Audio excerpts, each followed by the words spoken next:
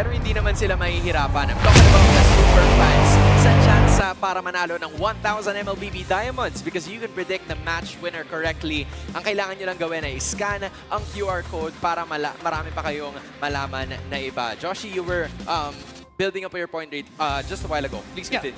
And isa pa sa mga naging sagot ng AP BREN doon sa Chopic would be marksman na kayang magdala ng Purify, and that would be the Claude. So yung Harley na lang, isa sa magandang option ni Brusco para ma-pick off dito. Ang kaso nga lang, napakailap, napakahirap hanapin. Pero binanggit nga dito ni Hans na after all that has been said, babalik pa rin siya sa sombrero niya. Abang serye para kay Brusco. I think it depends dun sa magiging galaw dito nitong si King Kong or should I say ni James Panks. Either way, itong dalawang junglers ang binida natin mula sa simula. How will they be able to dish out the damage na kinakailangan ng parehas na kupunan para makuha or para maibalik ang kanilang team on to the winning column. The start is off dito mismo sa kalagitnaan and Aqua immediately using the flicker. I think that's bound to happen lalo na pag meron kang Zushin. Yep. Ito yung kayang gawin ng isang Jushin right from the start. Yung threat na mabuhat ka kaagad plus the damage na meron ng isang Cho with that concussive blast. So threat agad na mamatay. And again, another flicker burned from AP BREN. Ito yung dahilan bakit binaban yung Jushin palagi. Kaya naman ngayon for AP BREN, might as well survive na muna given na Jushin and Cho yung katapat mo onto the early bid. It's quite a surprise din na wala pala tayong nakitang Valentina.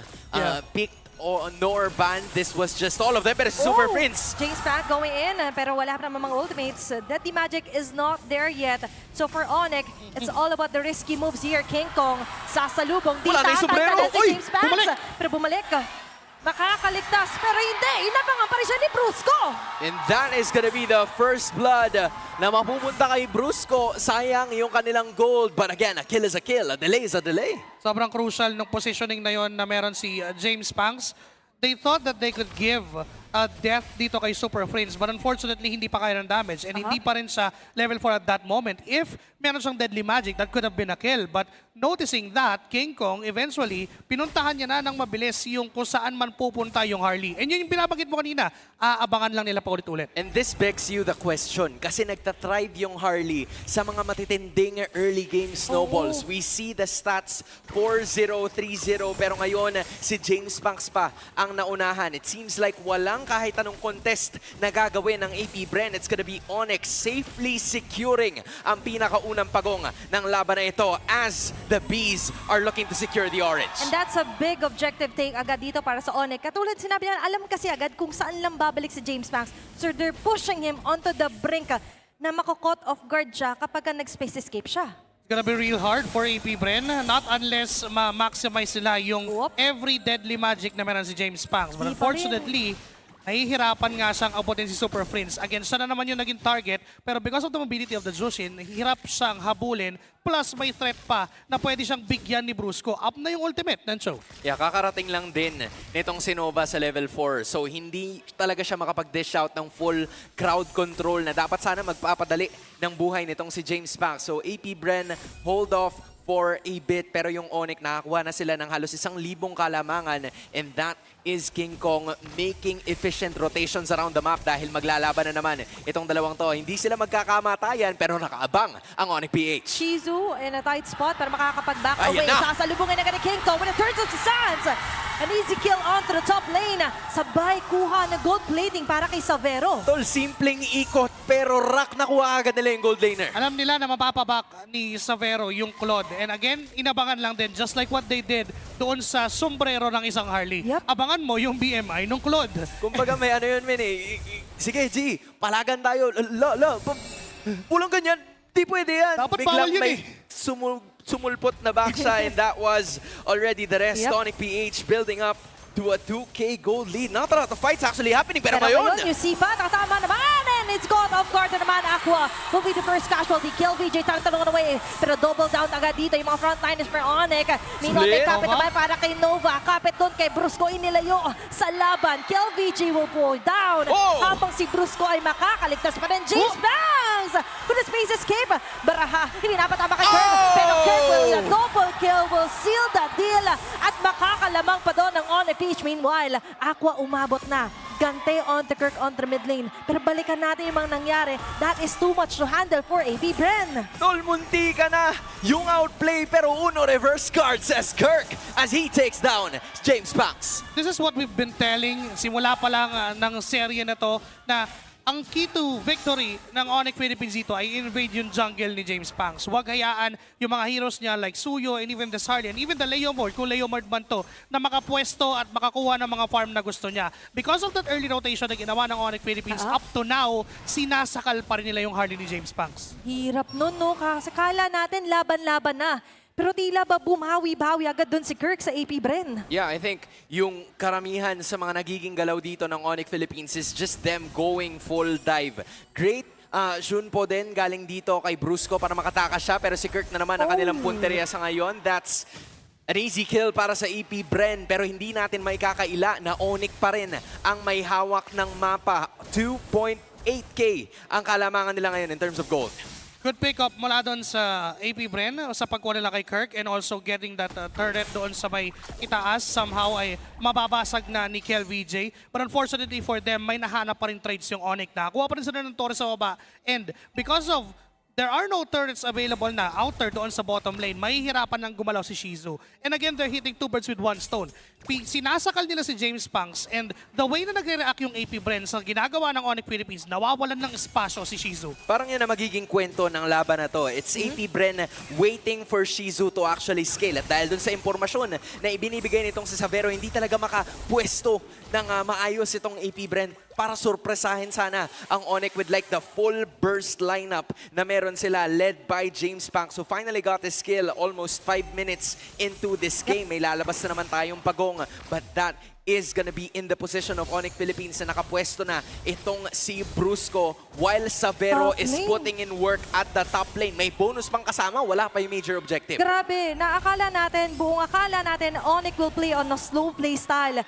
But sila pa ngayon yung mas mabilis umikot sa mapa. Exactly. Nagmadali sila doon sa first 6 minutes na nagdaan, invading jungles, getting outer turrets, pumapwesto dito sa objectives. And it has been the story na nangyayari ever since na nag-start yung laban with King Kong just casually rolling doon sa mga pwesto na hindi siya ini-expect ng AP BREN. Another free turtle for ONIC Philippines. This could balloon up the lead to 4K. Iba yung nakikita natin sa kanila sa ngayon. Hindi ito yung nakasanayan nating ONIC PH kasi bababad at babalagbag talaga sila kung sakali. Pero ito na yata yun. Balagbag na naman. Zipa to Nova being taken down. Ando naman ang Black Dragon form. Sabi nakalikod, nag-zone out doon si Kirk. Habang si KelVJ gusto mang tumulong. Pero Flicker has been exhausted. Medyo may ipit ang mga members dito ng AP BREN. Meanwhile for ONIC, they've got what they want. Kaso nagkaroon ng trade.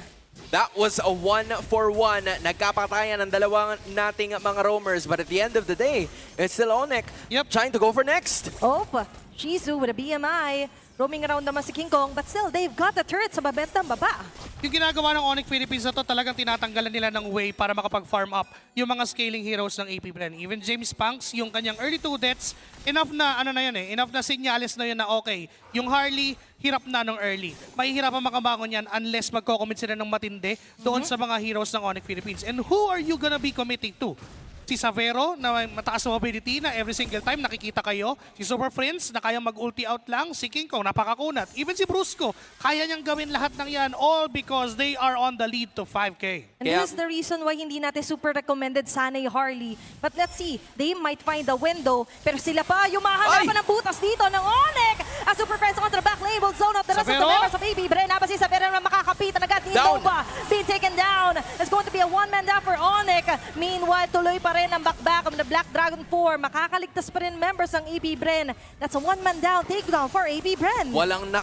Wala dito sa kupunan ng AP BREN and instead, it's gonna be ONIC na malalagasan ng isang buhay and now it's the B's turn to slowly turn things around. Nakuha na nila yung value nung glue pick as the roam. Hirap na rin gumalaw yung mga backlines and it's all because of Nova's positioning as well. Kung makikita din natin for AP BREN, isa si Nova sa mga pinakamagtataguyod ng mid-game nila. If mahanap niya yung perfect target niya, that would be Friends or even itong si Savero, ang laki nang mawawala sa damage output ng ONIC Philippines. And kung may iwan naman si Kirk dun sa backline, punishable naman, knowing na merong lapo-lapo din on their side. So for this Lord take, Kailangan lang gawin ng ONIC Philippines dito ay i-turn hanggang sa mapilitan at mapuwersa ang AP BREN. Ang galing na sa 4.8K ang kalamangan ng ONIC Philippines. Napababa ng AP BREN yan to just 2.5. Meanwhile, a lot of lanes are being shoved sa ngayon nitong ONIC PH at tila hindi nila binibitawan itong unang Lord ng laban na ito as it is down to 50% of its health. At sabi nga natin kay Nova nakasalalay ang gulo, ang mahanap na gulo ng AP BREN. Pero mukhang pati yun ay sinipilit ipalayo ng ONIC as the Wave Dragon will be committed. Pero paatras, pinatras si members doon ng Beast. As soon as bumaba sa 25% yung buhay ng Lord, sige, pindutin mo na lahat ng ulti. Ang daming requirements eh. Nung nakita nila, okay, si Shizu nasa top lane, long lane, okay, burst natin. Nung nakita nilang may papasok na Nova or even James Banks, naka-spam pindot na si Brusco doon sa kanyang sipa. And also, one good zone, it would be putting Super Friends on the front line. Alam nila na wala pang papatay doon sa Jushin. Alam nila, makakatakas lang din if ever mag-target ang AP BREN. Perfect Lord dance for ONIC Philippines. This is a methodical approach na ginagawa ngayon ng Super Fam. King Kong and Super Friends tends to share the damage na ibinibigay nila doon sa Purple as the Lord is already marching down sa may bandang ibaba. Shizu, one at the front line. The Beast, sinusubukang gawin ang kanilang best para kahit paano ay madepensahan itong pinakaunang Lord. The energy shields are still gonna be available pero hindi yan papansinin ng ONIC. Ito pa lang sila sa ngayon. Dito talaga magaling ang ONIC. Trying to find map maneuvers laban sa mga Bees. Outer and inner turrets ay mapapabagsak na nila. Even the protection here sa pinaka-base turrets ng AP BREN ay mapapop na rin nila agad. Hirap ng nagiging buhay ni James Banks kasi if he wants to commit to a certain target, lahat ng target niya kayang mag-dash out ng mabilis. And if ipipilit niya na habulin ng habulin, siya pa yung bibigyan ng ONIC Philippines. Masyado siya maraming threats na kailangan alalahanin eh. Kailangan niyang isipin yung gulong ni King Kong. Kailangan niya isipin yung sipa nitong si Brusco. At bago pa sila sumubok gumalaw, nandito na si Savero to dish out the information gamit yung Mountain Shocker. So again, the fortunate thing para sa kanila ay nakakadipalag pa rin naman sila. But Super Friends, makakalahati lang ang kanyang buhay. But he is A-okay. For AP BREN, I think the idea here is to find someone to burst down at hintayin si Shizu na makapag-scale. And they have to force it, hindi lang basta hanap. Kasi nakakahanap sila, yes. May mga times na nakikita nila si Super Friends na nasa harap and even Savero, but again, they can't finish off. Nakakapagsimula sila ng pick-off na gusto nila pero hindi natatapos. Why? Dahil isang dash lang, okay na. Buhay na yung ONIC Philippines. They have to force it and they have to burn a lot of their resources just to get that. And they have to pick their fights. Kailangan din nilang mahanap yung pwesto kung saan komportable itong si Shizu at walang threat sa kanya. Kasi pag dumating na rin itong si Kirk, Petrify, tanggal yung Blazing Duet kapag wala siyang Purify. Kailangan dito, keyword is instant kill para sa AP BREN. Nakita naman na kay Super Friends, pero Super Friends, super relaxed. He didn't even use the flicker. Pero ngayon, ito yung hindi relax. May nakaabang, pero nice instinct there para sa AP BREN. Nakaramdam na merong kakaiba. Itong si Shizu right just around the purple objective na meron itong AP BREN. Hindi makukuha ni James Banks yung kanyang purple objective. So tila ginugutom ngayon ng ONIC PH ang AP BREN pagdating sa kanilang mga jungle objectives dahil nakapwesto na rin itong si King Kong towards taking that Lord for themselves. Fortunately para sa AP BREN, wala pa namang nababasag na inhibitors pero dahil sa 4,000 lamang ng ONIC PH, willing si King Kong na hawakan itong Lord. And nakikita rin naman natin kasi yung mga waves ay hindi pa masyado pabor for AP BREN kaya ang dami nilang iniisip dito na problema. And gagawin lang ng ONIC yung same thing na ginawa nila during Lord 1. Sasayawan ng paunti-unti, hahawak-hawakan ni Savero, may ulti naman siya to check kung nasaan ng AP BREN. The moment Shizu shows himself down bottom lane, it's a perfect time for ONIC Philippines to burst down the Lord. Huling sipat nitong si Nova, 60%. Pero kung i-burst down na talaga ng biglaan, CCTV ni Savero is enough to push AP BREN away para makuha ang isa pang Lord ng laban na to. Oh my goodness! You were the one na nakita sa CCTV ni Savero at sobrang laking bagay niyan for ONIC Philippines. As much as AP BREN wants to fight for that Lord, they just can't. Hindi pa kaya ng damage output ni Shizu. Knowing that meron naman na siyang Trinity, yes. Pero sustainability-wise, I don't think na mabubuhay si Shizu once na mag-dive siya doon sa backline kapag wala doon si Nova, kapag hindi nakakapanggulo doon si Nova. But the thing for AP BREN also is even James Punks, hirap na siyang humanap ng papatayin ngayon.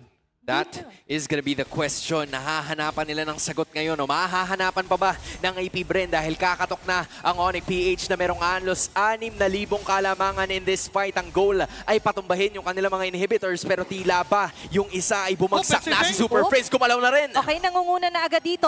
Sa may banda si James Banks, even connecting the deadly magic onto Kirk pero hindi sapat. That's not an instant kill yet.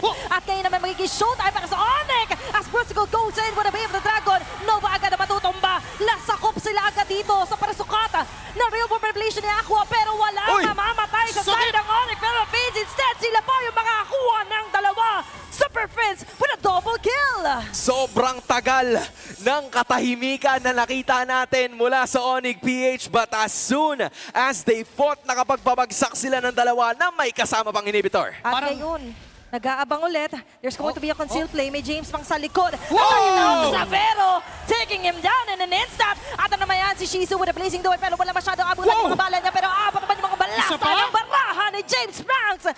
2-man down in an instant para sa ONIC PH. Tol, iniba na lang ni James Punks yung approach. Nasanay sila na nanggagaling ako sa harap. What if likuran ko naman sila ngayon? Yun yung pang ano niya, pang 337,164th move. Oh, wow. Sa page yan, sa page. Oo, sa page. Okay. Okay, sa libro niya. Nakita niya na, teka, walang nag-check, hindi nag-ulti si Savero, edi bigyan, nakita niya sa likod mag-isa ngayon. Ang AP BREN is trying to get what they can against ONIC. Kasi yung problema ngayon ng AP BREN, hindi yata nila na-anticipate na mababasag din yung top inhibitor turret. Now that's 2 lanes that they have to worry about pagdating dun sa kanilang mga super minions. Sure, nakakuha sila kahit papaano ng napakaraming gold from that specifically. Itong si James Punks na leading in terms of damage dealt. Pero yung pag-approach nila sa susunod na Lord ng laban na to, it's gonna be a little bit difficult considering na kailangan din nilang alalahanin yung bot lane. Unti-unti na ginagawa ng AP BREN what they have to do in this game. Kahit pa sabihin ng sinakal si James Punks during the early and mid game, nandun pa rin yung damage output ng Harley. You won't remove it. Kapag nabuo niya yung mga items sa kailangan niya, masakit at manunuot pa rin ang isang Harley. So, they just have to pick their perfect target. And for ONIC Philippines, they need to be wary enough. Kasi ang daming galaw ni James Punks na baka bigla na lang sumulpot sa harap nila.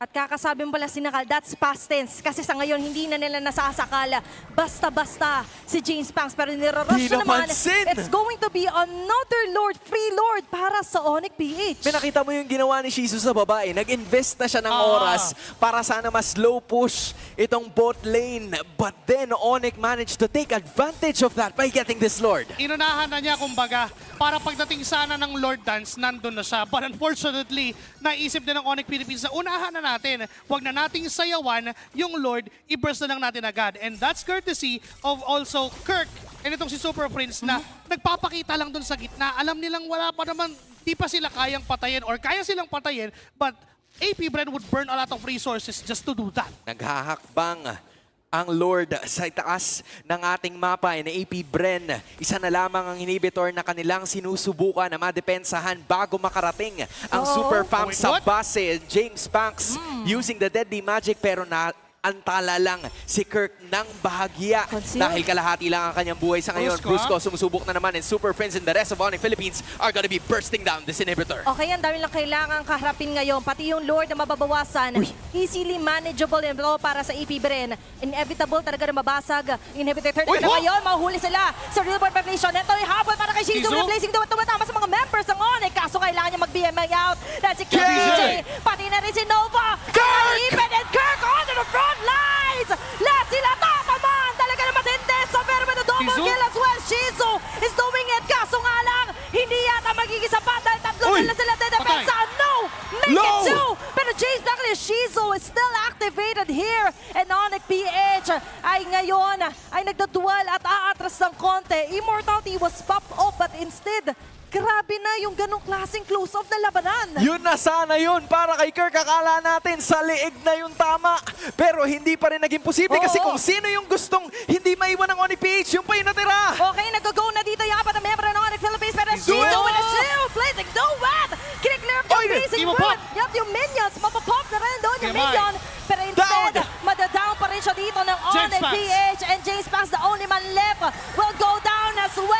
Tinatapos ng ONIC Beach ang laban as iti game number 1.